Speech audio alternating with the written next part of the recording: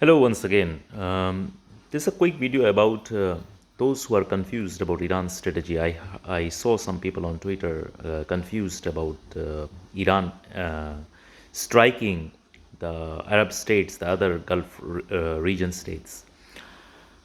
Now, this to me is if I were to remove my hat as an astrologer and simply being someone who is very much into geopolitics and is a brilliant strategy. Remember, uh, it's an asymmetric power play here.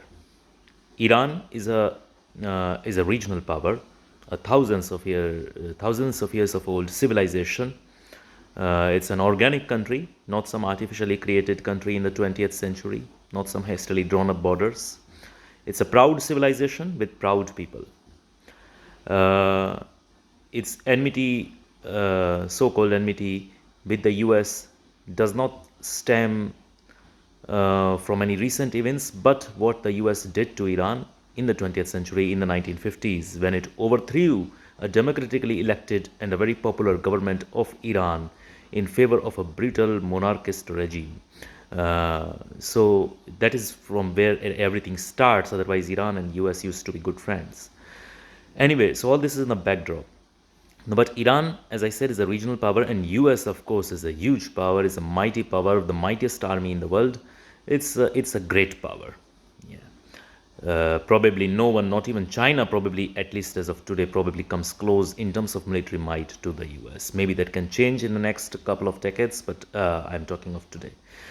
So, uh, as I said, so this is an asymmetric competition, a David versus Goliath contest in a way. Well, not David. Iran is a regional power. It's not Venezuela. That was David versus Goliath. But of course, in that case, Venezuela was simply easy to take. I mean, US is a mighty power. So the best strategy for Iran is to also make the warfare asymmetric. Uh, so what is it done, and especially after the death of Khamenei, which is a big mistake by Israel and US to remove Khamenei, not only Khamenei but also a lot of top leadership of Iran, and that's a big mistake. You have nothing to lose from Iran's point of view. You are cornered, and they have already a pre-decided strategy of a defense which is decentralized, or defense and offense combined, a decentralized strategy. Because if you centralize in one place, of course, that would be decapitated. Iran is ridden by spies. It's riddled with spies. So many spies, so many Israeli spies, the Mossad network is extraordinarily clever. But one way to overcome that is to decentralize your defense and offense. So, or basically your offense. It's not, if you, even if it's like if you, it's like you cut off one arm, then the other arm grows out. Yeah, it's something like that. Yeah. So that's the strategy which Iran is employing.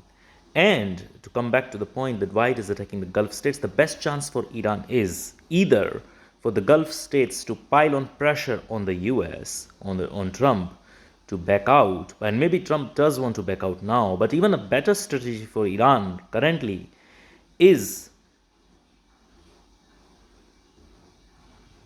to make it, to push, to put pressure on the Gulf states to ask US to leave the region.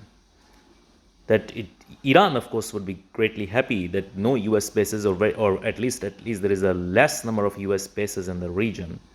Israel would not be able to accept such an outcome at all, of course, and Israel would do anything in their power to not come to that pass from here, from what looks like a victory.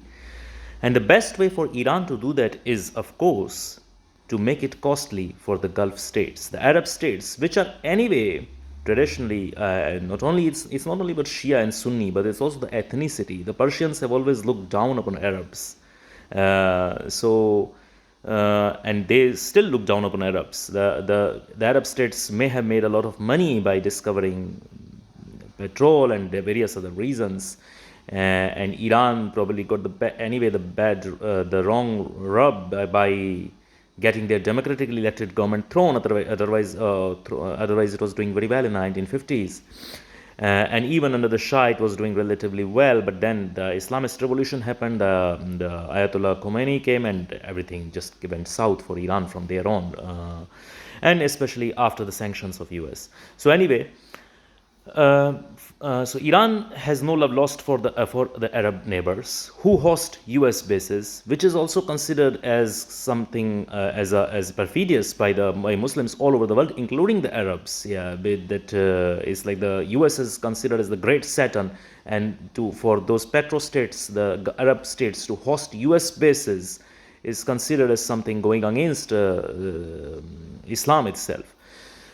So it's not that even though the local population is Sunni in the Arab states and they are Arabs, but much of the local population, especially after the demise of Ayatollah Khamenei in what would be a heroic manner of death for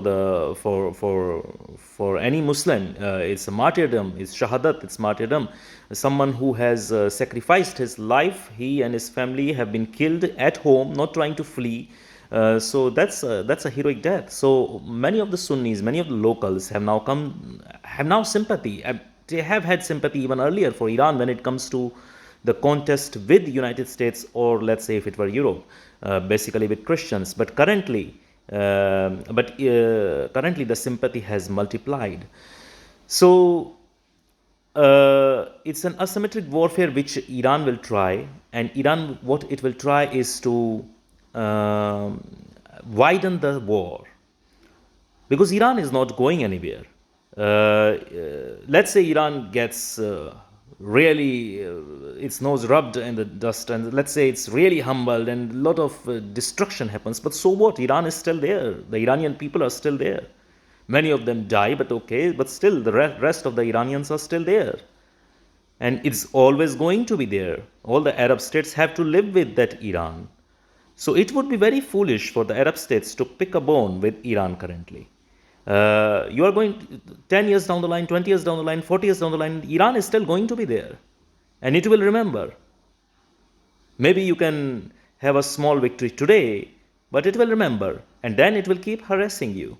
And then all your prosperity, or everything which you have built, for example, a city like Dubai, which functions on expats, and which functions on tourists, then how can you have that?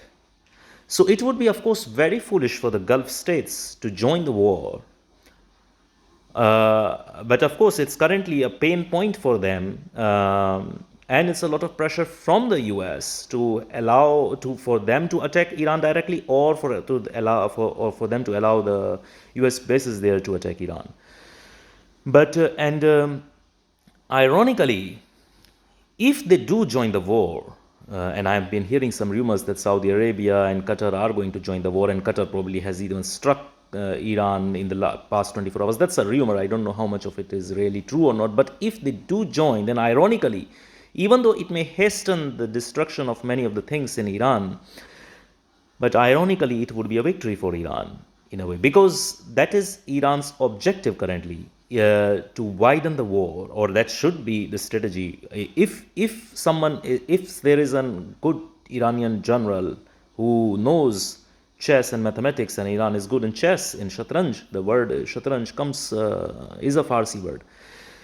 So that is what they should aim at, that is what they should play at, widen the war. On top of that, Israel is trying to activate the Kurds, which I mentioned in a previous video. That is what I've been hearing, at least.